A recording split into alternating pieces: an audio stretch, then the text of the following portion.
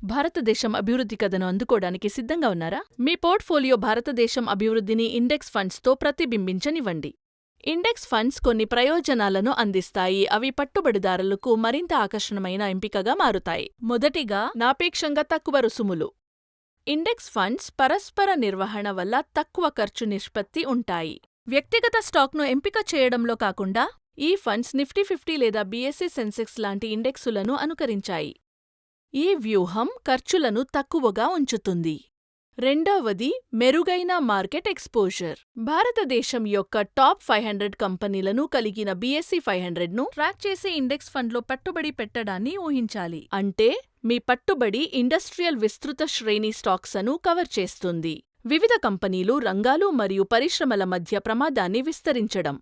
విభజిత దృఢత్వం విస్తృత మార్కెట్ ఎక్స్పోజర్ను నిర్ధారిస్తుంది. మీ పెట్టుబడిని వ్యక్తిగత స్టాక్స్ లేదా రంగాల అస్తిత్వ వంకర నుండి విభజిస్తుంది. మరియు చివరిగా, సులభమైన పెట్టుబడి. మీరు మార్కెట్ను సకాలంలో పర్యవేక్షించాల్సిన అవసరం లేదా పెట్టుబడి పట్టి ముందు తీవ్ర పరిశోధన చేయాల్సిన అవసరం లేదు. మీరు 5వ రాబడిలో ఎంపిక చేసిన ఇండెక్స్ యొక్క పనితీరుకు నేరుగా సంబంధించినవి. అయితే మీరెందుకు కాస్తున్నారు? ఇండెక్స్ ఫండ్స్లో మీ ప్రయాణాన్ని ప్రారంభిస్తారా?